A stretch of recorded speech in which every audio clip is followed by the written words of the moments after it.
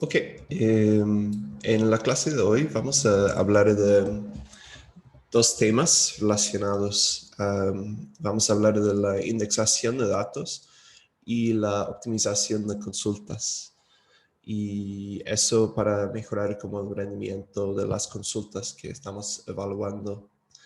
Em, entonces, bueno, las preguntas de hoy tenemos muchos datos. Podemos pensar en tener, no sé, miles o millones o quizás incluso en algunos casos miles de millones de datos en nuestra base de datos. Y la pregunta es cómo deberíamos guardar las tablas en la máquina, en la memoria, en el disco, etcétera. Y cómo podemos optimizar las consultas sobre estas tablas. Como hemos visto en los labs, podemos expresar consultas complejas con SQL que pueden demorar algún tiempo, ¿cierto? Que no van a devolver datos instantáneamente. Así que la pregunta es cómo podemos optimizar las consultas tal que tomen menos tiempo su evaluación. Entonces, veremos, ¿sí? La primera cosa que tenemos que mencionar, tenemos que hablar un poco de la memoria de las máquinas. Y bueno, tenemos dos conceptos iniciales que tenemos que discutir. El primer concepto es acceso secuencial. Y pensando en memoria, puede ser el disco duro, puede ser la memoria como el RAM. Tenemos acceso secuencial y eso significa que vamos a empezar en algún punto del disco y vamos a leer como secuencialmente los datos en la memoria. La otra opción es que tenemos acceso aleatorio, se llama acceso aleatorio como RAM, se llama Random Access Memory, pero realmente no es aleatorio, ¿sí? Pero parece ser aleatorio, es decir, que en el acceso aleatorio estamos saltando de diferente parte del disco, no estamos leyendo secuencialmente en el orden de los datos en memoria. Así que con acceso aleatorio tenemos que saltar a diferentes puntos de la memoria. Es el primer concepto. El segundo concepto que es importante es la noción más o menos de los costos de acceder a los datos. Entonces, en general, lo que estamos haciendo con la memoria, bueno, tenemos varias opciones para guardar datos en una máquina. Tenemos la memoria principal, que es la RAM de la máquina. Tenemos, por ejemplo, un disco de estado sólido, es una opción más moderna. Y tenemos el disco duro, ¿sí? Entonces, hay otras opciones también, pero aquí tenemos como las tres opciones principales para guardar datos. O para guardar muchos datos, podemos decir. Y tenemos CPU. Entonces, el objetivo muchas veces de la memoria es poder llevar los datos al CPU para ser procesados. Entonces, tiene un costo diferente en cada caso. Y con respecto a la memoria principal, podemos hablar de la tasa de transmisión. Y eso, en general, para memoria principal, es como 30 gigabytes por segundo. Podemos mover los datos desde la memoria principal hacia la CPU. Luego tenemos el disco de estado sólido y su tasa es más o menos 600 megabytes por segundo. Así que podemos ver, memoria principal es la RAM, sí, la RAM aquí. Sí. Se llama memoria principal y a veces se llama como memoria secundaria aquí, veremos eso, pero aquí es la RAM. Sí. Y luego con el disco duro podemos tener algo como 100 megabytes por segundo. Ahora de nuevo son estimaciones y cada máquina es diferente y cada tipo de memoria es diferente, pero tenemos algunas estimaciones. Entonces podemos decir que el disco duro o el disco de estado sólido va a poder mover como 5 o 6 veces más datos al CPU por unidad de tiempo y que memoria principal es mucho más rápido. órdenes de magnitud más rápido. No es el único costo que tenemos, también tenemos la noción de latencia, es decir, como haciendo la lectura desde la CPU, tenemos que encontrar la ubicación en la memoria y empezar a mandar datos a la CPU. Entonces, latencia habla de cómo el atraso después de hacer una petición para leer los primeros datos. En la memoria principal hablamos de como 100 nanosegundos, por ejemplo. Nanosegundo hay 1000 millones de nanosegundos en un segundo. ¿Sí? Entonces estamos hablando de más o menos 100 nanosegundos de latencia. En el disco de estado sólido estamos hablando de entre 10 y 100 microsegundos. Hay 1000 microsegundos en un segundo. Y en el disco duro estamos hablando de como más o menos 10 milisegundos. Y 10 milisegundos hay 1000 milisegundos en un segundo, ¿sí? Así que los números exactos no importan tanto. Lo que quiero decir es que la memoria principal, es decir, la RAM, es varios órdenes de magnitud más eficiente que el disco de estado sólido, y el disco de estado sólido es también mucho más eficiente que el disco duro.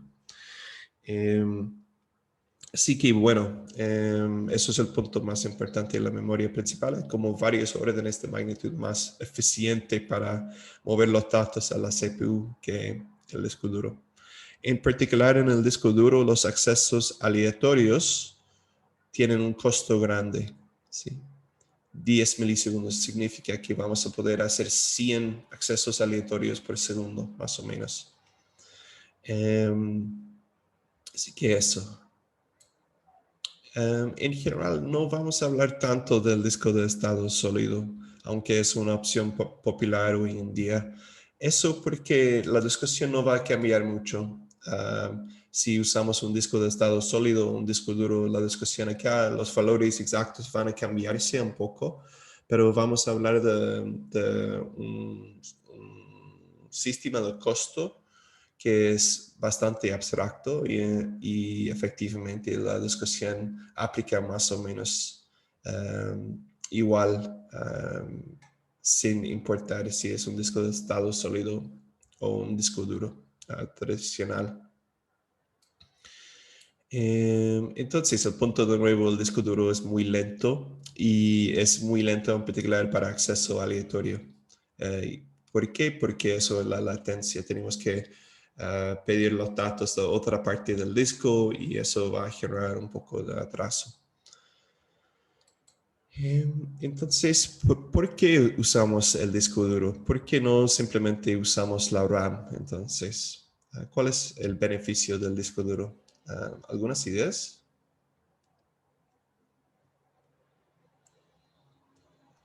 ¿Es más barato? Sí, más barato. Eso es el punto más importante. Hay un segundo punto importante también.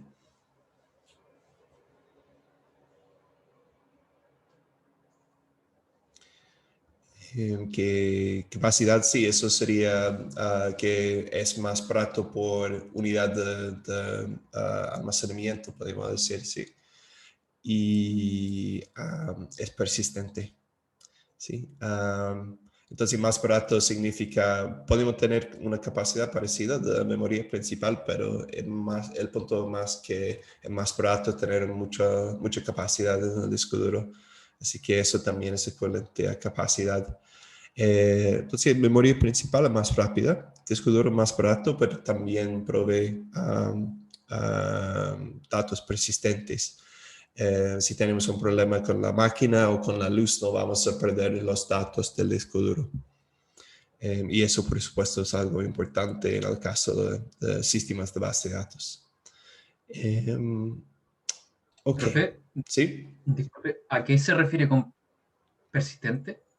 No Eh, con la RAM se llama memoria volátil, no sé si se puede decir eso, pero no va a mantener porque la memoria depende del estado como actual. No puede guardar los datos si hay una pérdida de la luz o algo así, o si uno apaga la máquina no va a recordar los datos. Ok, gracias, ahí me quedó claro. Gracias, sí. Ok, entonces, ¿por qué la latencia del disco duro es tan alta? ¿Por qué demora tanto tiempo para encontrar algunos datos o empezar a leer datos de un disco duro?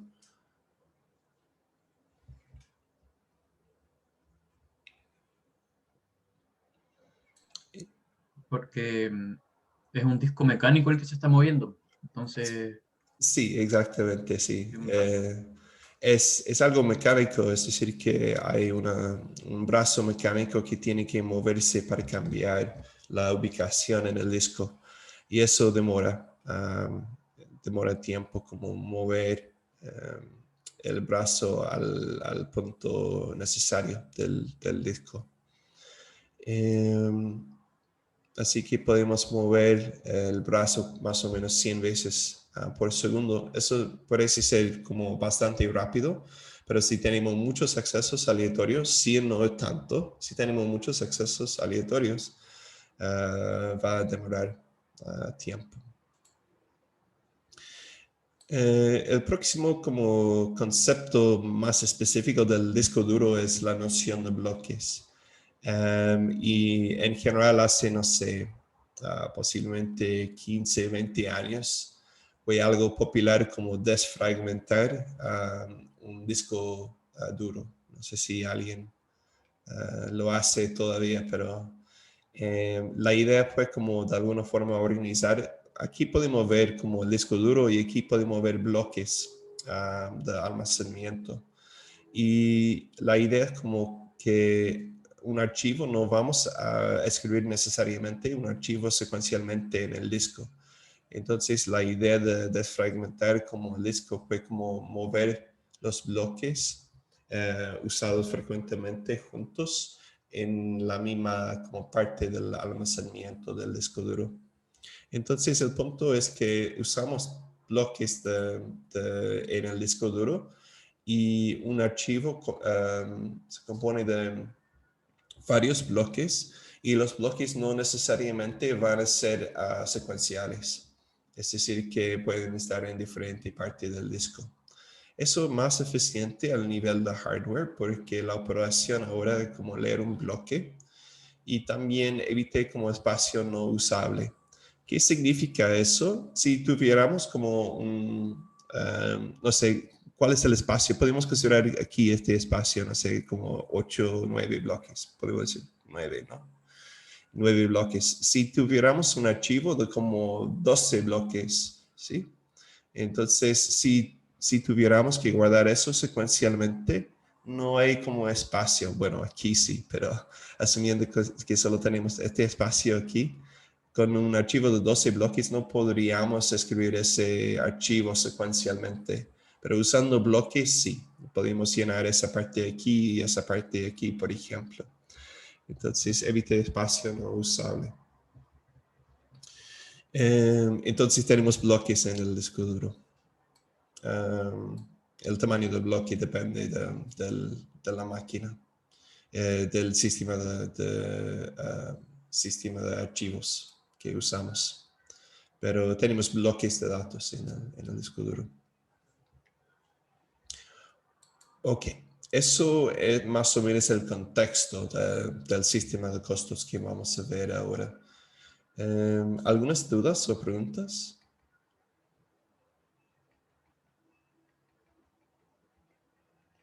Ok, los puntos importantes de nuevo, el disco duro es mucho más eficiente que la memoria principal, mucho más lento, pero es persistente y por eso vamos a tener que usar de alguna forma el disco duro y también tiene más capacidad. Y el segundo punto es que vamos a guardar los datos en bloques en el disco duro. Entonces, en el sistema de costo clásico, hay varios sistemas de costo y podemos pensar en cosas más sistemas más avanzados que este sistema, pero el sistema clásico depende de las lecturas y escrituras a la memoria secundaria. Entonces, se llama memoria secundaria efectivamente el disco duro, o puede ser el disco de estado sólido. ¿Sí? Es el disco. Entonces, vamos a considerar que los datos están guardados en memoria secundaria y la lectura se hace por bloques. Entonces, el sistema de costo se basa en el número de bloques que vamos a tocar efectivamente. Y vamos a decir que un bloque tiene un tamaño de B duplas, B bloque. B filas, podemos decir. Por supuesto, puede depender de la tabla y todo eso, pero vamos a abstraer muchas cosas aquí en el sistema de costo para simplificar un poco el análisis. No vamos a considerar todas las variables porque hay tantas variables que va a ser muy difícil generar un modelo. Entonces, también tenemos la memoria principal.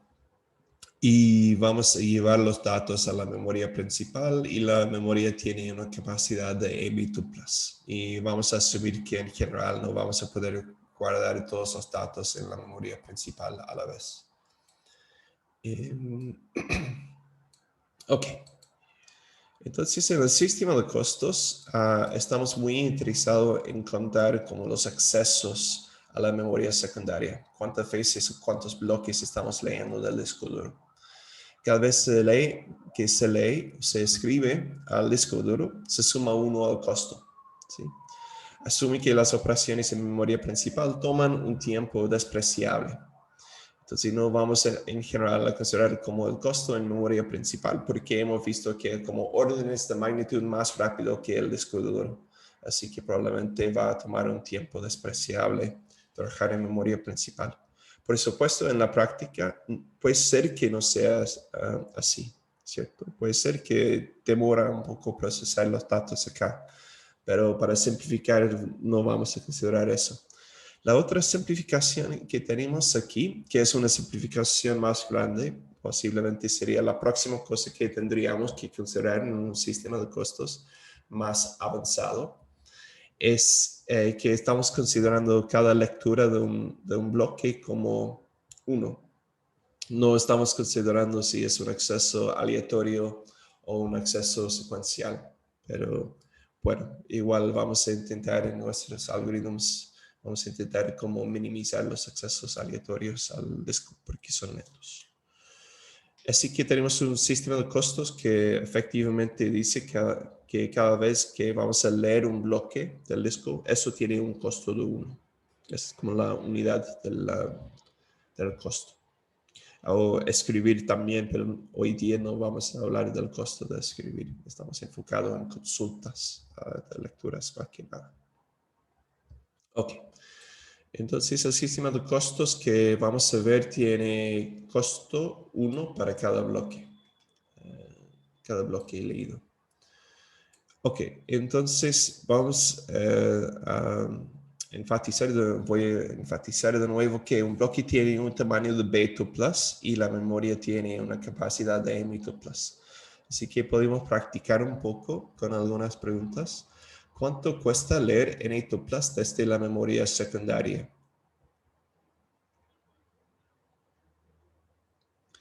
Entonces, N2+ desde la memoria secundaria. En nuestro sistema de costos, el costo, ¿cuánto cuesta? Habla de bloques. Entonces, ¿cuántos bloques vamos a tener que leer en este caso? ¿Alguna idea? N. Entonces, si tuviéramos como una tupla por bloque, B igual a 1, sería N. Pero podemos, por ejemplo, también guardar, no sé, 1000 tuplas en cada bloque. Y si tuviéramos en este caso 2000 tuplas y 1000 tuplas por bloque, sería 2. ¿Sí? La memoria secundaria era la que tenía tamaño B. Sí, memoria secundaria del disco, sí. Como cada bloque de la memoria secundaria, sí. Entonces, el sistema de costos no vamos a preocuparnos de tuplas, sino de bloques. ¿Cuántos bloques vamos a leer? Y sí, Gabriela tiene una Profe, pregunta. una pregunta. Lo que pasa es que antes habíamos visto que se contaba como por bloque, pero cuando habla usted como de tupla, ¿cómo se referiría como a eso, a bloques? Porque aquí tenemos ¿cómo se llama? La divisa, es decir, como la forma de computar el número de tuplas basado en bloques o bloques basado en tuplas, porque sabemos que hay b tuplas. Eso significa entonces, si estamos hablando de como 2000 tuplas y hay 1000 tuplas por bloque, que 2000 tuplas es equivalente a 2 bloques. Sí. Ya, dale, profe, gracias. Ay.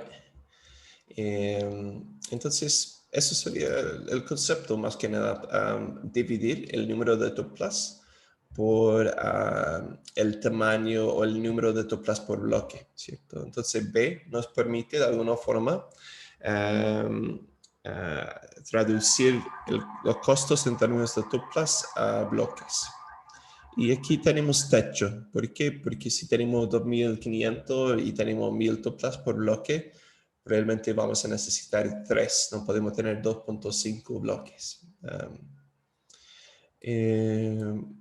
Ok, ¿cuántos bloques caben en memoria? La memoria tiene una capacidad de m tuplas, ¿cierto? Entonces, si b igual a 1000, podemos tener 1000 tuplas por bloque, y si m igual a 5000, sería m sobre b, ¿cierto?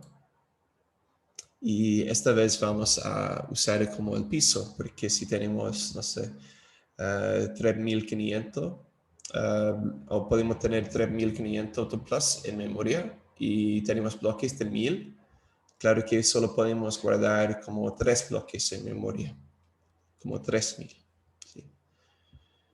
¿Y cuántos bloques usa una relación R? Bueno, lo que vamos a hacer aquí es usar la notación como aquí para escribir la cardinalidad de la relación, de la instancia de la relación. Dice como el número de filas en esa relación, en esa tabla, el número de tuplas en esa relación. Así que es el tamaño de la relación sobre B, ¿cierto? Y eso como de nuevo con techo.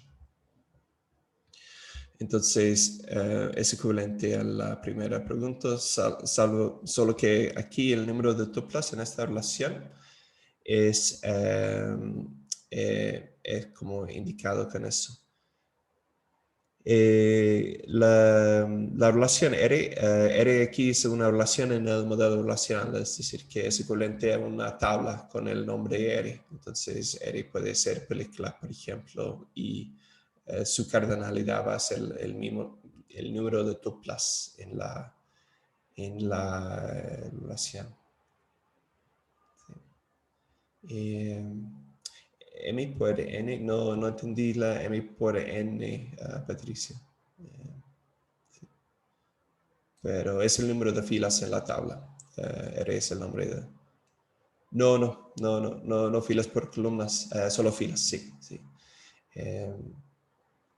No vamos a, en general vamos a considerar que las filas tienen un largo fijo. Eso es una simplificación, por supuesto, pero sí. En general las filas van a ser bastante cortas, no vamos a tener filas muy, muy largas. ¿Más preguntas o dudas? Profe, ahí en la segunda, en el segundo cuadrito, ¿memoria se refiere a memoria secundaria o memoria principal? Memoria principal, sí. Aquí la memoria, eso sería la memoria principal, sí, podría aclarar eso. M como el tamaño de la capacidad de la RAM. Vale. Ok. Bueno, entonces tenemos un sistema de costos que considera el número de bloques que vamos a tener que leer del disco. Y bueno, entonces, ¿cómo afecta el procesamiento de las consultas en el sistema de base de datos? Entonces, hablamos en algún momento de que SQL es un lenguaje declarativo y uno dice lo que quiere y no cómo debería ser computado. Es decir, que podemos mandar una consulta al sistema de base de datos y eso va a elegir cómo evaluar esa consulta y no necesariamente va a corresponder a la forma en que hemos expresado la consulta. Es decir, que el sistema aquí va a planificar cómo va a ser computado, cómo la consulta va a ser evaluada para generar los resultados finales. Y el beneficio de eso es que el sistema de base de datos puede manejar varias estadísticas sobre los datos para tomar buenas decisiones sobre el orden de evaluación de las consultas y todo eso. Entonces, en general, idealmente, el motor puede elegir el mejor plan, ¿sí?, para evaluar una consulta. El mejor plan en general significa el plan más eficiente que nos va a dar como los resultados esperados. Y el usuario no tiene que preocuparse por la optimización de la consulta. Eso es bueno también si tenemos usuarios no expertos que pueden mandar su consulta sin tener que decir que debería ser como evaluada primero o en qué orden debería evaluar como las partes de la consulta. También para un usuario experto probablemente no va a tener o saber todas las estadísticas de los datos y eso puede ser importante. Y veremos eso para elegir qué parte de un join vamos a hacer primero o qué parte de la consulta vamos a hacer primero y en qué orden vamos a hacer las operaciones en la consulta. Entonces, el sistema de base de datos tiene que elegir el mejor plan. Digo idealmente aquí porque es un problema difícil. Entonces, tiene que estimar de alguna forma el costo de diferentes planes y elegir lo que piensa es el mejor plan. Entonces intenta de alguna forma encontrar el mejor plan, pero no siempre va a encontrar el mejor plan disponible. Bueno, entonces podemos empezar con consultas simples, consultas que de alguna forma hacen búsquedas simples. Y las búsquedas simples, eso significa que deberíamos devolver todas las tuplas de una ablación que satisfagan alguna condición. Entonces, un ejemplo de una búsqueda sería tomando una tabla, una consulta que devuelve de alguna forma todas las filas, tal que alguna columna igual a algún valor, ¿sí? Estamos buscando de alguna forma las tuplas cuyo nombre igual a Venus en este caso. Y aquí tenemos el resultado. Entonces estamos buscando tuplas que satisfagan alguna condición de selección, ¿sí? Es como una selección sobre una sola relación, una selección sobre una tabla. ¿Y cómo podemos optimizar esta operación? Es la pregunta. ¿Okay? Bueno, la idea general es que una forma de evaluar esta consulta, esta búsqueda, sería leer todas las tuplas de la relación y simplemente verificar tupla por tupla o filtrar de alguna forma las tuplas que no satisfagan la condición, ¿cierto? O simplemente verificar tupla por tupla cuáles tuplas satisfacen la condición y imprimir solo esas tuplas, esas filas. Entonces vamos a leer todas las tuplas de la relación y vamos a seleccionar las que cumplan con la condición. ¿Sí? ¿Cuántas tuplas vamos a tener que leer aquí? En este caso, haciendo una búsqueda secuencial. 2.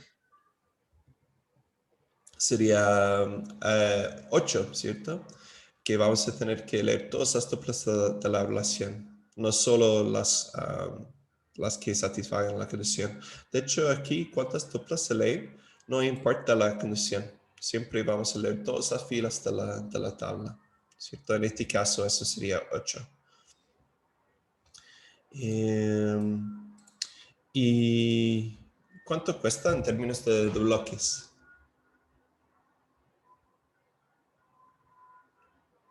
¿El dogo te representa? No, espero que no. ¿Cuánto cuesta en términos de bloques? Entonces, después.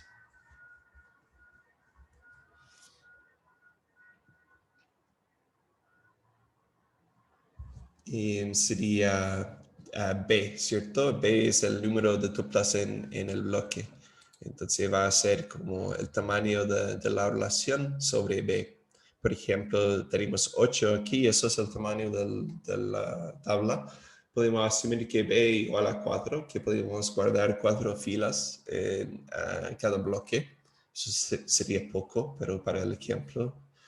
Y eso significa que 4 filas por 4 tuplas por bloque, eso significa 2 bloques. O 5 filas por bloque, eso significa 2 bloques. ¿Sí? El valor exacto no nos importa. Es decir, que vamos a usar B como un constante que vamos a dar al sistema de costo. Puede ser 1000, puede ser 4. En general, vamos a considerarlo como un constante que vamos a tener que configurar para el sistema de archivos particular. Entonces, es un parámetro, podemos decir, del sistema. Ok. ¿Cómo podemos optimizar la búsqueda? Entonces, es la próxima pregunta.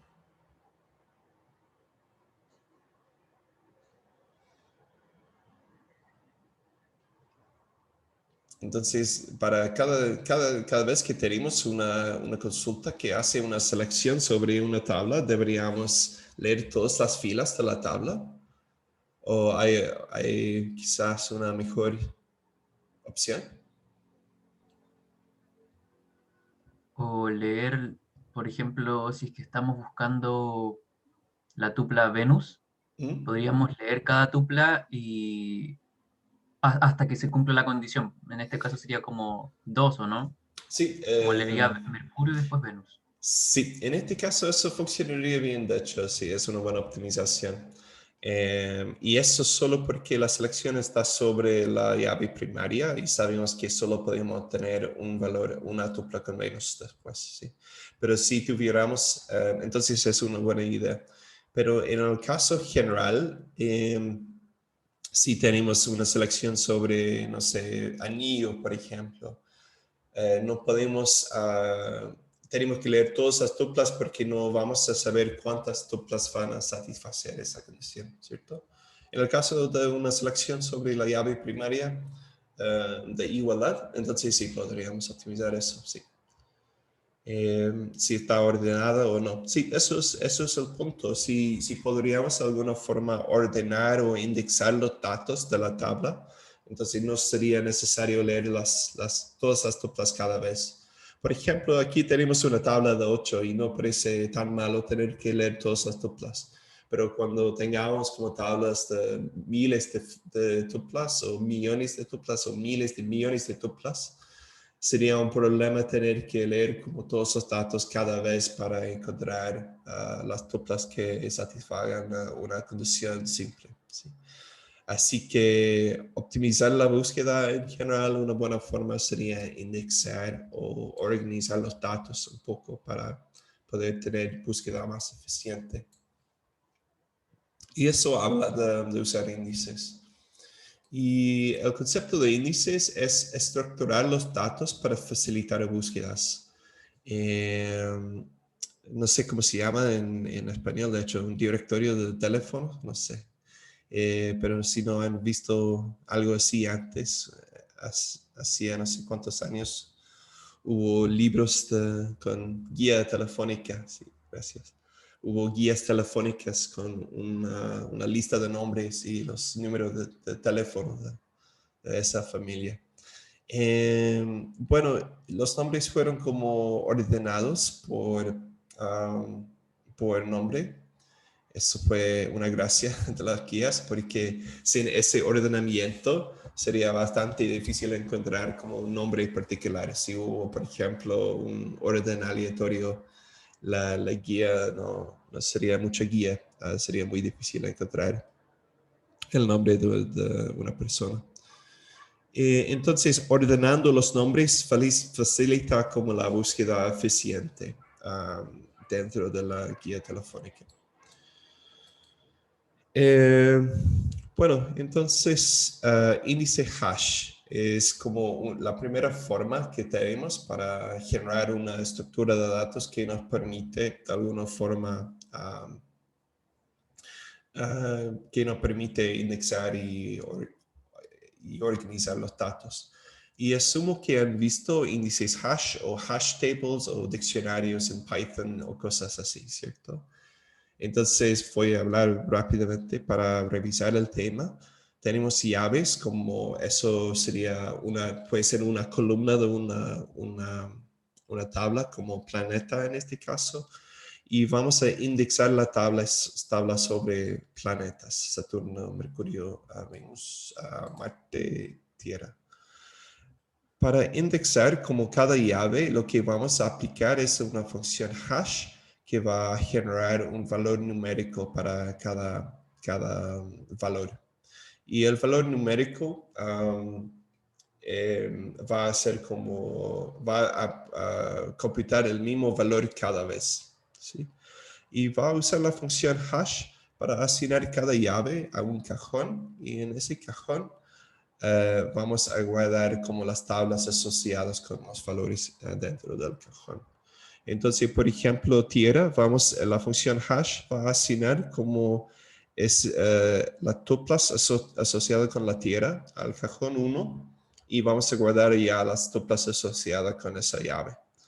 En el caso de Mercurio y Marte, la función hash van a mapear o asignar ambas llaves al mismo cajón aquí de 3. Así que vamos a tener una secuencia de 2 tuplas, Mercurio y Marte aquí. Y bueno, ¿cuántos cajones tenemos? Eso depende mucho de la configuración del sistema, la capacidad del diccionario o del mapeo aquí. En este caso vamos a asumir que tenemos 255, por ejemplo, ¿sí? Entonces, si tenemos 2 llaves que mapean al mismo cajón, entonces vamos a tener una lista secuencial de tuplas asociadas con esos valores. Entonces, tenemos llaves y vamos a guardar usar una función hash para guardar como las tuplas en una ubicación de la memoria, ¿sí? Y podemos encontrar dónde hay, por ejemplo, los datos asociados con, no sé, Marte, por ejemplo, aplicando luego la misma función hash para encontrar como la cajón que tiene los datos asociados, y eso nos va a indicar, perdón, dónde hay los datos de Marte en la memoria. Entonces es un índice hash y se usa una función hash para de alguna forma mapear llaves a su ubicación en la memoria. Eso es el punto importante. Entonces la llave aquí puede ser cualquier conjunto de atributos de la tabla. No tiene que ser solo un único valor como planeta. Puede ser la combinación de planeta y temperatura o lo que sea. Debería ser lo que vamos a usar después en las consultas. Entonces, en este caso, vamos a optimizar como consultas sobre estos valores.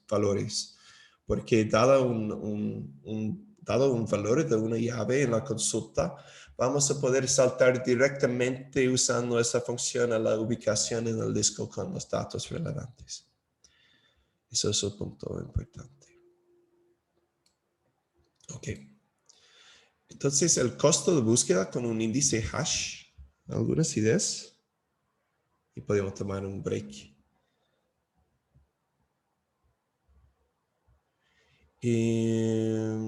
Ok, podemos dejar esa pregunta y tomar el break. Pero si la función hash guardará todos en un bloque, sería lo mismo que antes, que no tuviesen orden. Es cierto que no necesariamente, van a tener orden aquí, pero el punto importante es que ahora sabemos que todas las tuplas asociadas con Mercurio van a estar en la cajón 3 y eso significa que podemos leer eso. Podríamos pensar en eso como un bloque en el disco. Dice que todas las tuplas de Mercurio van a empezar en, no sé, bloque 3. Puede ser varios bloques, pero... y eso significa que para encontrar las tuplas tal que planeta igual a Mercurio, no tenemos que leer todos los datos, solo los datos de Mercurio. Así que debería ser más eficiente. Solo tenemos que leer los bloques que contengan datos relevantes para Mercurio. Y eso es diferente al caso anterior, porque antes tuvimos que leer todas las tuplas de la relación. Así que va a ser más eficiente. Sí. Ok. Depende de cómo escala la función. Eso es como... Entonces podemos dejar esa pregunta y podemos tomar un break hasta las 11:05. Y podemos ver la respuesta después.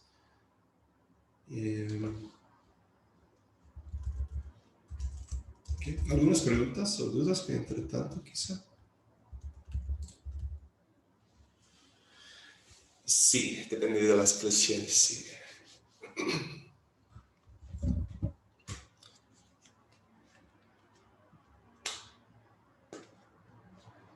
Entonces depende un poco, pero podemos ver mejor caso y peor caso después del break.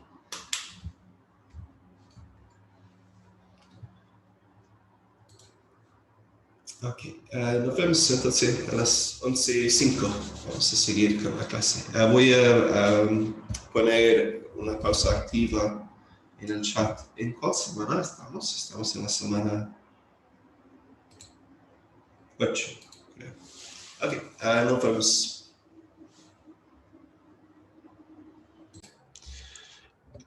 El costo de búsqueda con un índice hash, entonces depende de algunos factores. Porque podemos tener un caso tal que por mala suerte vamos a hashear todos los valores en la misma cajón, y eso significa que vamos a tener todas las filas de la tabla aquí en la misma cajón, eso por mala suerte.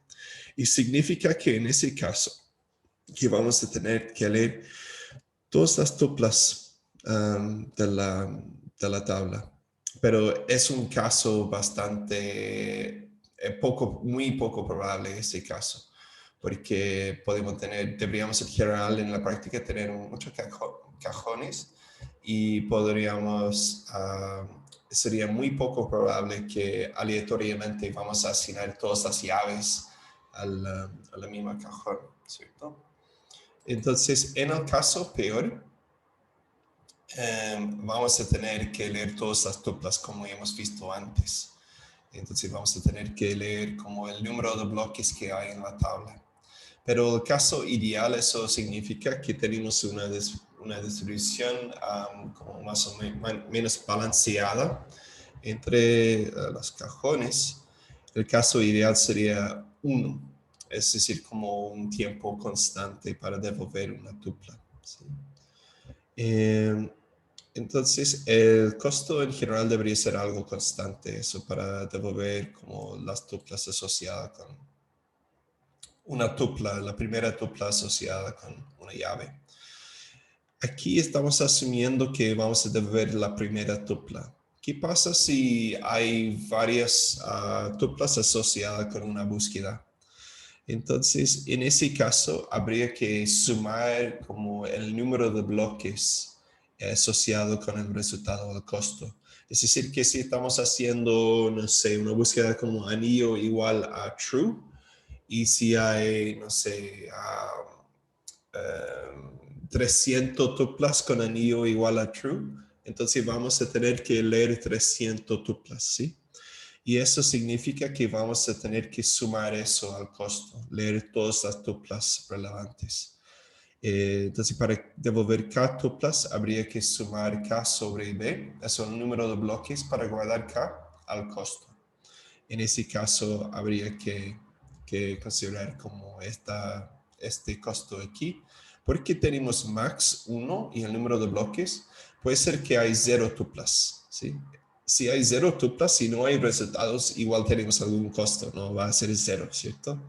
Entonces va a ser 1 en ese caso, o si tenemos resultados va a ser el número de bloques que vamos a tener que leer para leer todos los resultados. Ahora, en el futuro no voy a hablar de eso, voy a simplificar un poco el análisis de nuevo para solo hablar de devolver la primera tupla. Y podemos asumir si hay n resultados, entonces deberíamos agregar n sobre b al costo, el número de bloques para leer n resultados. ¿Sí? Solo voy a considerar como devolver una tupla acá. Ok. ¿Alguna pregunta o duda sobre esta parte?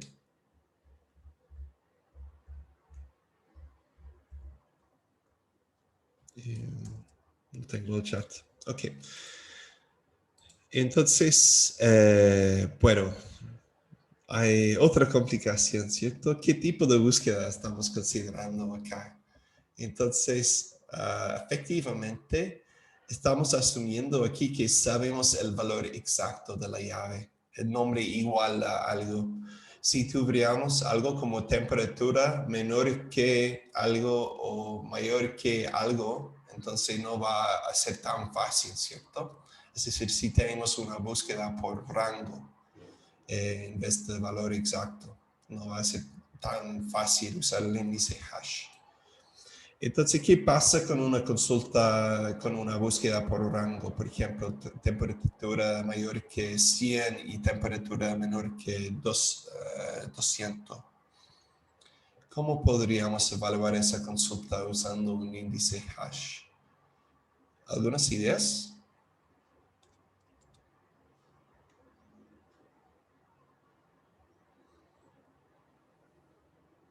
Hay dos opciones y no hay una buena opción, podemos decir, ¿sí?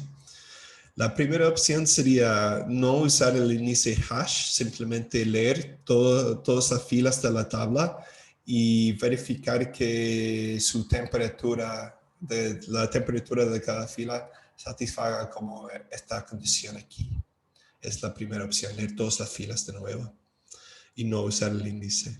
La segunda opción sería hacer una búsqueda en el índice hash para cada valor posible en este rango. Sería buscar 100, 1, 102, 103, 104, hasta 200. ¿Sí? En este caso, buscar, no sé, 98 valores. Entonces, buscar n valores va a tener en general un costo de ON. ¿Sí? Eso para devolver una tupla para cada temperatura de nuevo. O la otra opción sería leer toda la tabla de nuevo. Y en algunos casos puede ser más eficiente buscar los valores. Si hay un rango como que tiene 4 o 5 valores, por ejemplo, y tenemos una tabla grande, podría ser más eficiente enumerar los valores posibles. ¿Sí? Pero en algunos casos no va a ser factible eso. Si es un string, por ejemplo, va a ser difícil como enumerar todos los strings posibles en ese rango. Así que el caso más común sería leer todo. Sería leer como todas las filas para filtrar y seleccionar solo las filas que satisfagan de alguna forma el rango. Ok. Entonces, ¿qué son los n valores aquí? En este caso serían los 98 valores en el rango. Si podemos enumerar de alguna forma los valores en el rango. Puede ser más eficiente en algunos casos. Si tenemos, no sé, un rango como temperatura mayor que 100 y temperatura menor que 105, por ejemplo. Puede ser más eficiente buscar como los 3 o 4, 1, 2, 3, 4 valores entre ambos valores. Ok. Así que, bueno, el índice hash está bien para hacer como búsquedas de valores exactos, pero no tanto para hacer búsqueda por rango. Entonces, una mejor opción para búsquedas por rango es usar un índice ordenado. Y una opción bastante común en base de datos se llama un índice árbol B+.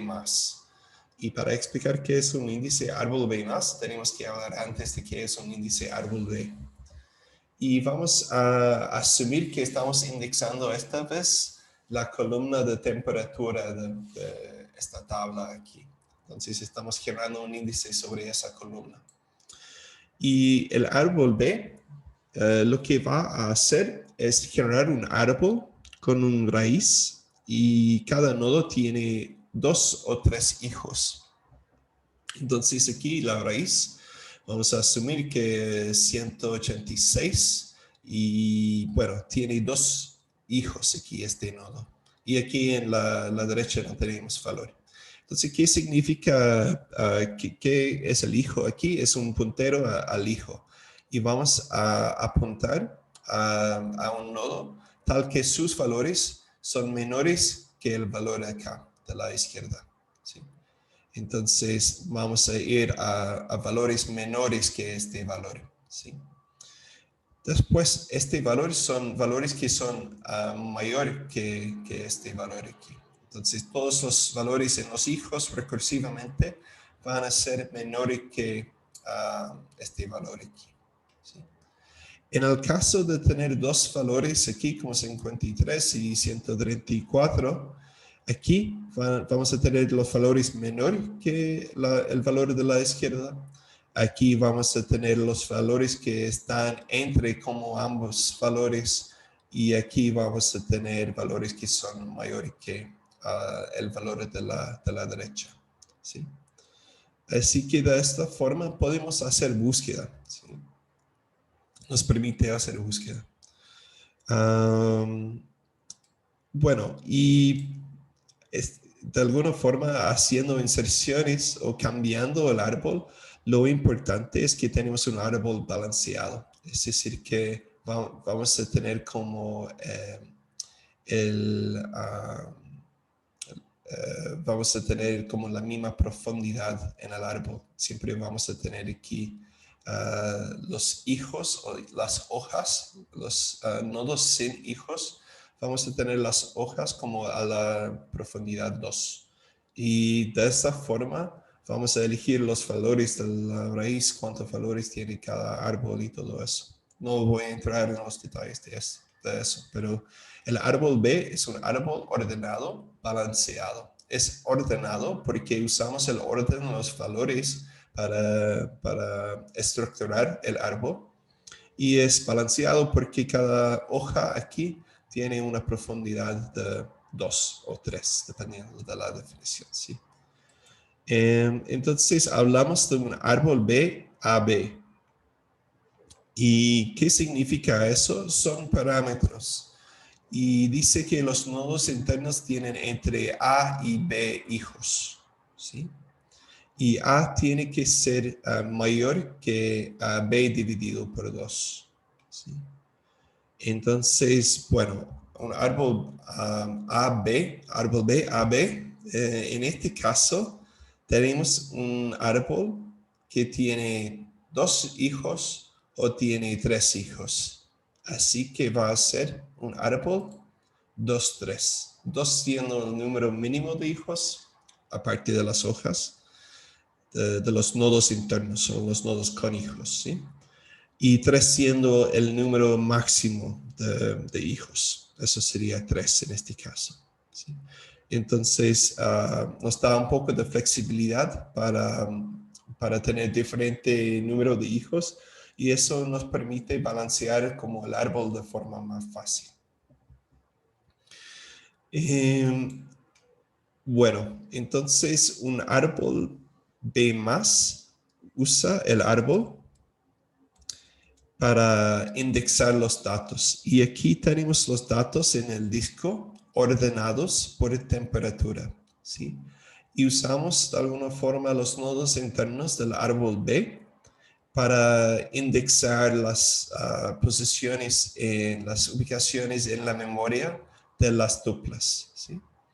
Entonces, aquí vamos a tener todas las tuplas ordenadas por temperatura ascendente, y aquí vamos a usar como esta estructura para indexar, para generar punteros en la memoria a las tuplas con los valores o con un rango de valores, ¿sí?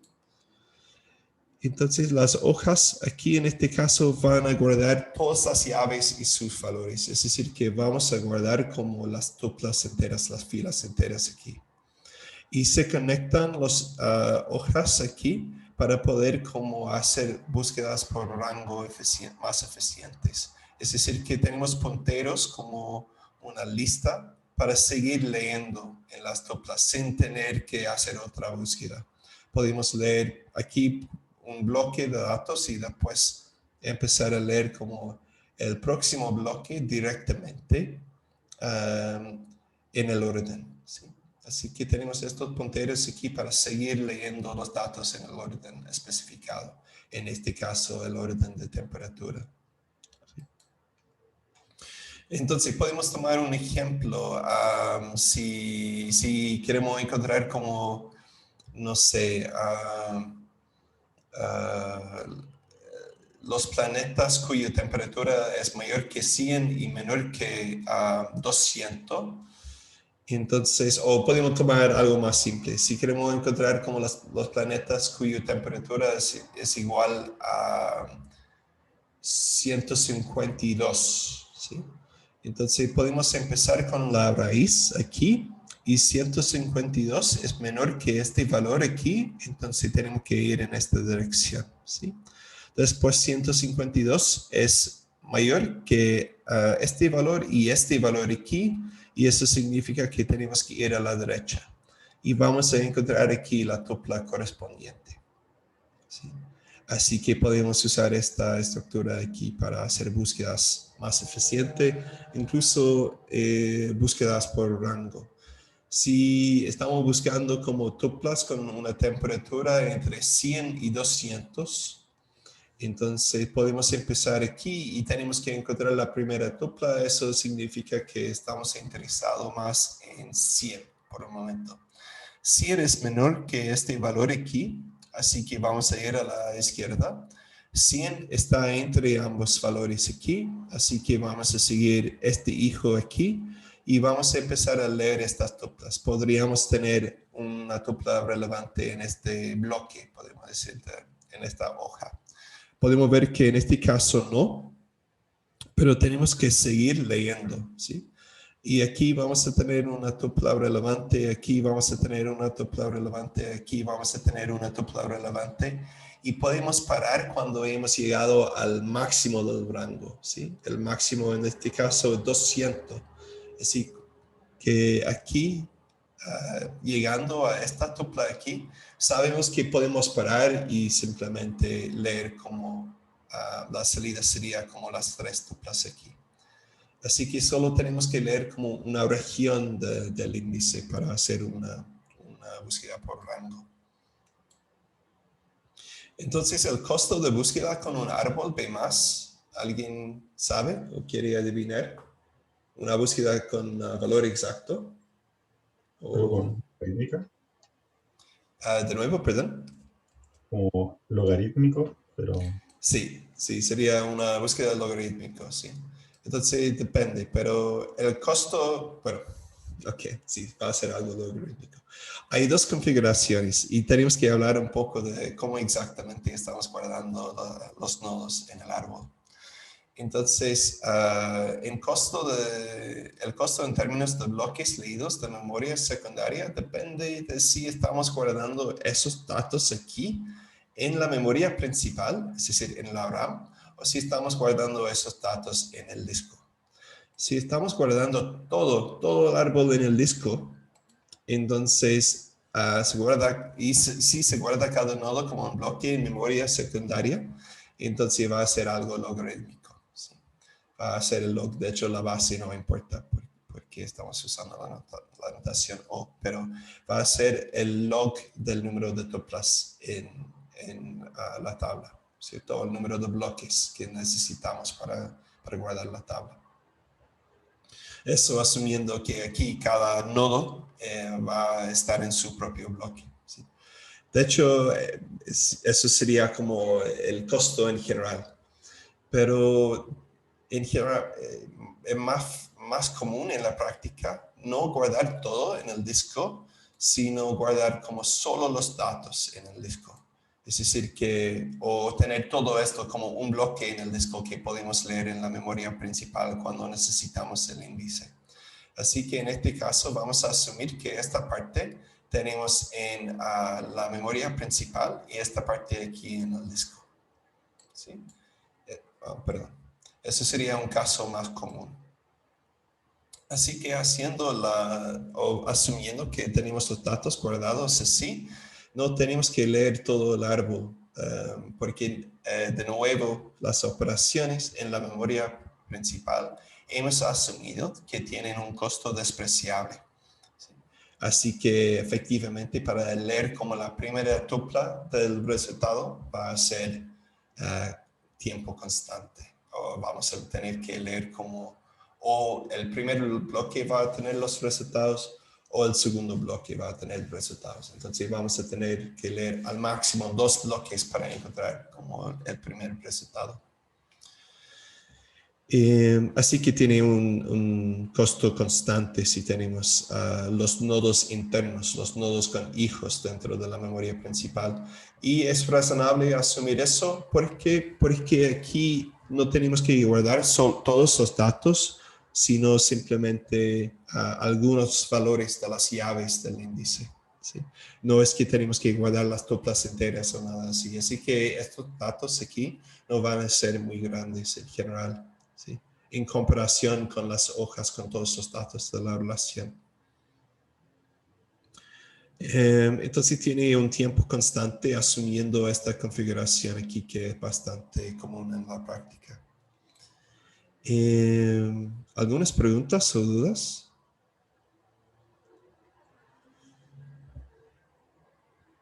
Ok. Entonces, entre ambas opciones, aquí tenemos el índice hash y el índice árbol B. ¿Cuál es mejor? ¿Sí?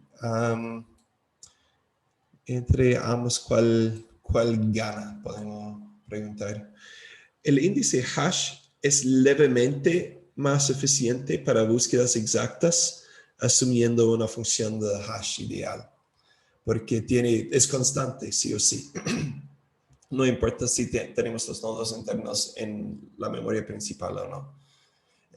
Aquí tenemos una condición de que necesitamos tener algunos datos en memoria principal y todo eso, pero aquí es levemente más eficiente para búsquedas exactas. Aquí en el árbol B+, es mucho más eficiente para búsqueda por rango, ¿sí? Así que en general, y la diferencia en el caso de búsquedas exactas es una diferencia más teórica. En la práctica incluso puede ser que no haya ninguna diferencia. Por eso la opción del árbol B+, es más popular en la práctica, porque es como equivalente en términos, más o menos equivalente en términos del rendimiento para búsquedas exactas y permite hacer búsquedas por rango, que son bastante también común las consultas por rango en la práctica. Así que el árbol B+ en general es la opción más popular. Bueno. Entonces, ¿cómo funciona en SQL? ¿Cómo funciona en un sistema de base de datos en la práctica? Por defecto, se crea un índice para la llave primaria de la tabla. Entonces, van a tener por defecto búsqueda eficiente sobre la llave primaria de la tabla. ¿Qué tipo de índice? En general, depende del sistema de base de datos particular, pero en general, por defecto, va a generar un índice árbol B+. Sí, pero eso puede variar entre los sistemas diferentes. Para crear o borrar índices sobre otros atributos, tenemos que llamar a comandos, tenemos que hacer peticiones al sistema de base de datos para generar los índices. En general vamos a hacer eso antes de hacer las consultas, ¿sí? Es decir, que en general no vamos a generar un índice solo para evaluar una consulta, sino vamos a indexar los datos antes de recibir las consultas. Y para hacer eso, podemos usar createIndex, dar un nombre al índice, dar el nombre de la tabla y especificar las columnas que queremos indexar. Y si no hemos especificado el tipo de índice, va a ser un índice árbol B+ por defecto.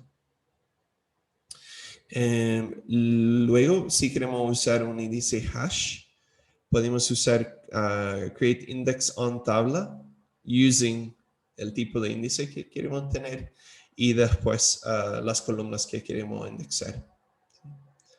Y si queremos borrar un índice, dropIndex. Entonces, aquí tienen los comandos para generar índices y vamos a ver eso en el lab, que van a generar índices y ver el efecto en el rendimiento de las consultas. Ok. Sí, Gabriela, ¿tiene una pregunta? Una pregunta es que, al igual como que en otras clases había mencionado que muchas veces como que no nos importaba cómo optimizar, porque el programa como que siempre buscaba como la mejor opción. Entonces, ¿por qué buscamos hacer esto? Si es que, o sea, por lo que había entendido, como que no habían como mejoras significativas. Sí, es una buena pregunta. Mencioné antes que ustedes como usuarios haciendo consultas no deberían preocuparse de ordenar los elementos de la consulta de alguna forma más eficiente, porque el sistema de base de datos va a reordenar todo eso de todos modos. Pero como administradores de un sistema de base de datos en general, para mejorar el rendimiento, es importante dar índices. Y para hacer una buena selección de índices, hay que saber más o menos en cuáles columnas uno va a hacer como joins o búsquedas más frecuentemente. Entonces, en el caso del proyecto, por ejemplo, van a pensar en sus consultas y van a saber que la aplicación web va a generar muchas consultas de esa forma y van a tener que elegir los índices que van a permitir como optimizar esas consultas. Y los índices generan una diferencia importante. Es decir, que en general aquí vamos a tener que leer como un bloque o dos bloques para encontrar los primeros resultados. En general vamos a tener, usando esos índices para búsqueda exacta, solo vamos a tener que leer los bloques con resultados relevantes, ¿sí? Y puede ser un bloque más para encontrar como el primer resultado, pero en general solo vamos a tener que leer como bloques relevantes. Sin los índices, en general vamos a tener que leer todos los bloques, es decir, como todos los datos de la tabla. Así que los índices van a tener una diferencia importante en la eficiencia de la consulta. Ya, profe, gracias.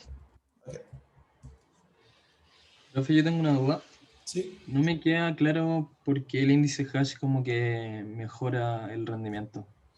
Es un punto más general, pero el índice hash con hashing ideal, es decir, en la práctica, en general tiene un rendimiento constante, ¿sí? Entonces, eso tiene como O1, ¿sí? Claro, pero me refiero como que el índice hash lo que hace es como te dice en qué parte de la memoria están los datos de la tabla que uno está viendo. Exactamente, sí. Y en el índice árbol B+, en este caso aquí, o en el caso general, lo que estamos haciendo es una búsqueda binaria. Y la búsqueda binaria no es constante, ¿sí? Porque depende de la altura del árbol. Y la altura del árbol es una función logarítmica del número de elementos que tenemos aquí. Así que en vez de ser O1, es como O log n, donde n es el número de valores que estamos indexando, ¿sí? Así que se considera que eso va a ser un poco menos eficiente que aplicar la función de hash y llegar a la ubicación en la memoria. En el índice árbol B tenemos que navegar de alguna forma el árbol para encontrar como la ubicación en el disco. Tenemos que navegar como el árbol. Y eso implica que como teóricamente va a ser como un poquito más eficiente. ¿Sí? La búsqueda binaria es bastante eficiente también.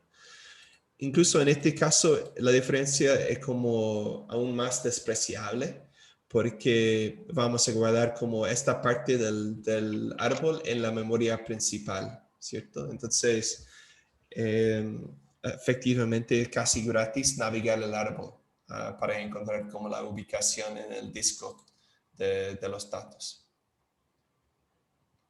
Y ahí en el índice de árbol más, ¿cuál es la como relación entre el índice en sí y como los bloques de memoria o la ubicación en la memoria a la que uno se está moviendo? Aquí vamos a tener punteros a las ubicaciones, o vamos a decir en cuál bloque tenemos los datos relevantes. Y los datos, sí, vamos a tener punteros a la ubicación en el disco. Vale, muchas gracias. Sí, de nada.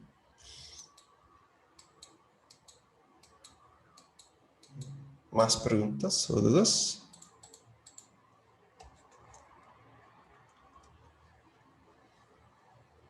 Ok. Joins, entonces. Podemos hablar de la optimización de cada operador de consultas y todo eso, pero por lejos el operador más importante para optimizar es el operador de join. Y de hecho los otros operadores no hay, por ejemplo, en una unión no hay mucho que podemos hacer para optimizar una unión. Hay varios operadores en los cuales solo no podemos optimizar mucho como los operadores, pero el operador más importante en las optimizaciones de las consultas es la optimización de joins, y hay mucho trabajo en optimizar joins. Así que hablaremos de los algoritmos de joins más populares en la práctica. De nuevo, cuando hablamos de equi-joins, estamos hablando de joins con una condición de igualdad entre las columnas, ¿cierto? Entonces, ¿cómo deberíamos ejecutar como el join? ¿Cómo deberíamos evaluar este join? Es la pregunta. El join es como sobre planeta aterrizaje tal que nombre igual a planeta aquí, ¿sí? Y después tenemos una proyección. Y la pregunta es cómo deberíamos ejecutar como el join. Bueno, es una pregunta compleja. Entonces, vamos a ver 4 algoritmos de joins. Y el primer algoritmo no es un algoritmo real, es más como un baseline, es como la versión simple de hacer el join. Y lo que vamos a hacer es como con el join R, join S, lo que vamos a definir en el algoritmo es para cada tupla R en R, para cada tupla S en S, vamos a ver si satisfacen el join R y S, y vamos a escribir como la tupla que concatena R y S, si es así. ¿Cierto? Eso es como la concatenación de las dos tuplas aquí. Entonces, for all R en R, for all S en S, ver si satisfacen el join, si planeta igual a nombre o lo que sea. Y después, si es así, como escribir la concatenación de ambas tuplas a la salida. ¿Sí? Es como la versión simple. Entonces, podemos ver un ejemplo. En el ejemplo voy a simplificar mucho la cosa y voy a considerar como 2 relaciones, tal que cada relación indexa un número. Tiene una columna que es, no sé, ID o edad o algún número, ¿sí? Y estamos haciendo un join entre los números, ¿sí? Entonces, lo que hace aquí, vamos a empezar con hacer el join de R y S. Vamos a empezar aquí con R en la primera tupla para cada R aquí, ¿sí? Vamos a buscar cada tupla, leer cada tupla de S y ver, seguir como leyendo hasta que encontramos un join y vamos a escribir después la concatenación de las dos tuplas. ¿Sí? Y vamos a seguir así. Entonces aquí tenemos tuplas y aquí tengo bloques. Aquí tengo los bloques, entonces estamos asumiendo que B igual a 3, es decir, que tenemos 3 tuplas por bloque. Después de haber leído todo ese, vamos a seguir leyendo. Y cuando hemos leído todo ese, vamos a seguir a leer como la segunda tupla de R, 2. Y dado 2, vamos a leer todo ese de nuevo para buscar como joins, ¿sí? Escribiendo los resultados mientras tanto. Y vamos a seguir así de esa forma para todas las tuplas de R. Vamos a leer todas las tuplas de S. ¿Sí? Claro que no va a ser muy eficiente, ¿cierto? Entonces, tenemos que analizar el costo. ¿Cuál sería el costo en este caso?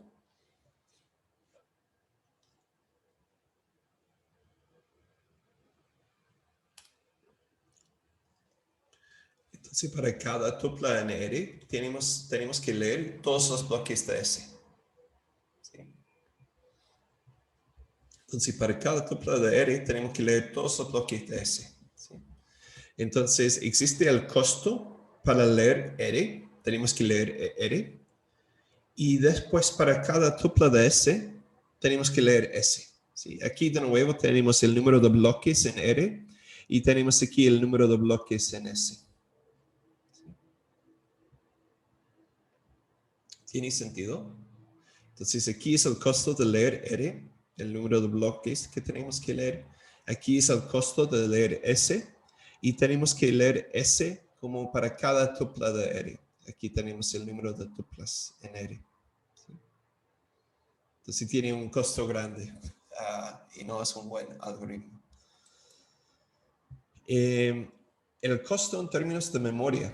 Aquí tenemos el costo en términos de más o menos tiempo o el número de bloques que vamos a leer.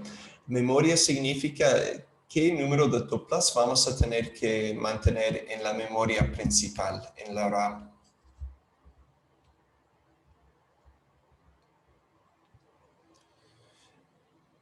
Efectivamente, vamos a tener que mantener en memoria un bloque de R y un bloque de S. ¿Sí? Para cada bloque de R tenemos que leer un bloque de S, así que realmente necesitamos 2 bloques de datos en la memoria principal en algún momento. Eso está bien, es decir, que en general vamos a asumir que M es mucho mayor que B, que podemos tener, no sé, miles de bloques en memoria principal. Elegir entre R y S. Si tenemos algunas estadísticas sobre R, si sabemos que R tiene como 1.000.000 de tuplas y si sabemos que S tiene 1.000 tuplas, deberíamos cambiar el orden, ¿importa el orden en que estamos leyendo los datos?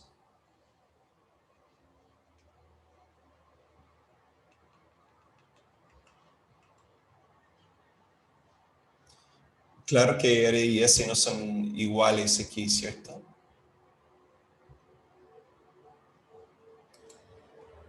Entonces, sería bueno como leer S menos veces, ¿cierto? Sería más eficiente si empezamos con la tabla más pequeña. R debería tener como menos tuplas. El resultado va a ser exactamente igual si tenemos R join S o S join R. Entonces, de ser posible, sería bueno empezar con la relación más pequeña para ahorrar tiempo.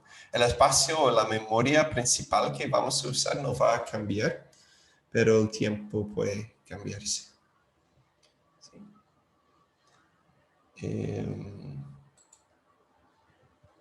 Ok, entonces yo creo que bueno, podemos hacer la pregunta aquí. ¿Podemos optimizar esta forma de hacer joins? Como la forma, no es un algoritmo real, podemos decir, es un poco como un baseline, es como la forma más simple que podemos usar para hacer joins, pero en general en la práctica los sistemas no van a usar loops anidados sin índice. nested loops. ¿Alguna idea de cómo podríamos optimizar esta forma de hacer joins? Profe, uno podría hacer como una búsqueda en como R cruz S y aplicar como los algoritmos de antes, ¿o no? De nuevo, perdón, sería R cruz S y hacer como una búsqueda típica como la que hacíamos antes. Sí, sí. Un índice hash o un árbol B. Sí, podríamos de alguna forma indexar R a producto cartesiano S y después indexar esa tabla. El problema es que si tenemos muchos pares de tablas o si tenemos dos tablas grandes, el producto cartesiano va a ser muy grande, así que va a ser un poco difícil como generar esa tabla. Pero teniendo índices sobre R o S directamente, podemos usar los índices sobre solo R o solo sobre S para optimizar la búsqueda.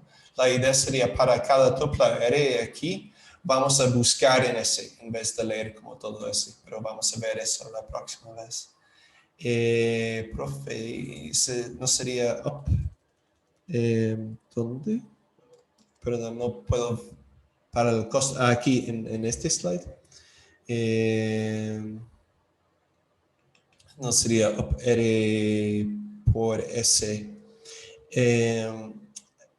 No. En este caso aquí, porque la pregunta es por qué no tenemos el R adentro aquí, ¿cierto? Es porque aquí no tenemos que leer S. La pregunta es ¿cuántas veces tenemos que leer S? Aquí es el costo de leer S. Si pensamos en eso, el número de veces que tenemos que leer S no es el número de bloques en R, sino es para cada tupla en R tenemos que leer S. Así que es R por como el costo de leer S, ¿cierto? Si fuera, por ejemplo, para cada bloque en R como leer S, entonces eso sería tu propuesta del costo. Pero no es así. Es como para cada tupla en R vamos a tener que leer S. Entonces no importa el número de bloques aquí. Okay.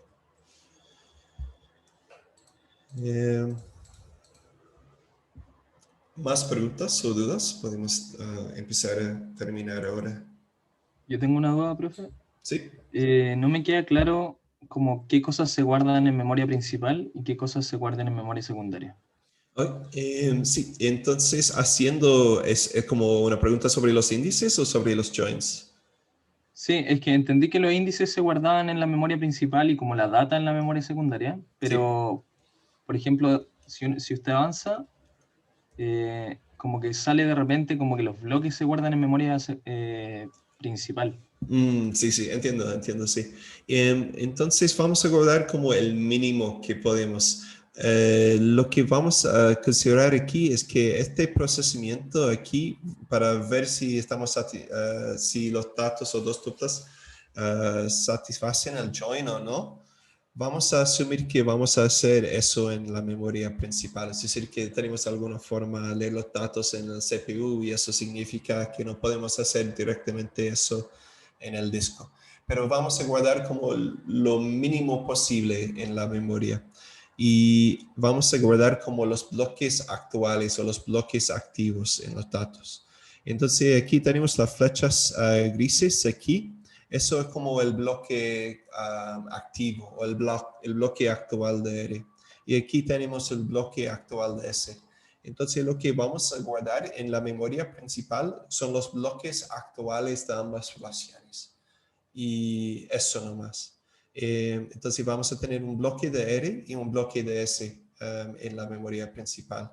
Y por eso digo que vamos a tener dos B tuplas. No es que vamos a leer todo R y todo S en memoria principal o nada así, porque muchas veces no sería posible.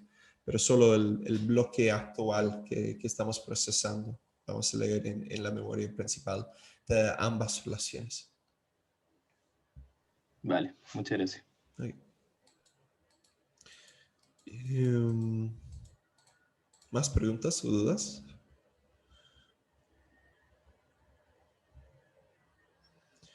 Y con respecto a la última pregunta, sobre qué estamos guardando en memoria principal y todo eso, va a haber como otros algoritmos que van a usar más memoria. Es decir, que uno podría pensar que sería más eficiente si pudiéramos guardar como ese en memoria principal. Y de hecho vamos a ver algoritmos así después. En caso de que alguien tiene la pregunta, ¿qué pasa si podemos guardar como la relación, toda la relación en memoria?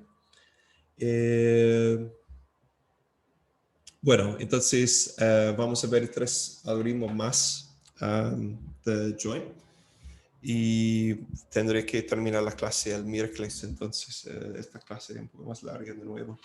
En general, para contextualizar por qué estoy hablando de la implementación de algoritmos y de optimización, bueno, primero como van a tener en la práctica que elegir los índices para optimizar el sistema de base de datos. Eso es muy importante, entender más o menos cómo funcionan los índices para elegir los índices que van a usar. Y la otra cosa es que si hay problemas con una consulta o si tienen una consulta que demora mucho tiempo en una aplicación, es importante entender más o menos qué está haciendo, porque van a tener que quizá cambiar la consulta o intentar optimizar la consulta usando índices o lo que sea. Entonces, desde el perspectiva de un usuario también es útil entender algunos detalles de la optimización del sistema que está haciendo abajo. Así que terminaré la clase el miércoles antes del lab. Yo creo que después de esta clase no deberíamos tener clases. Yo creo que es la clase más larga que nos queda. Ok, si no hay preguntas o dudas, que se va a hacer en el lab, van a tener un conjunto de datos un poco más grande que tiene casi 1 millón o algo así de tuplas y van a tener que hacer consultas costosas sobre esos datos y luego van a tener que diseñar o elegir algunos índices que van a crear en la base de datos para optimizar las consultas y van a tener que generar un informe sobre el rendimiento, el cambio de rendimiento en las consultas con y sin los índices, para entender más o menos el impacto de tener índices en la base de datos.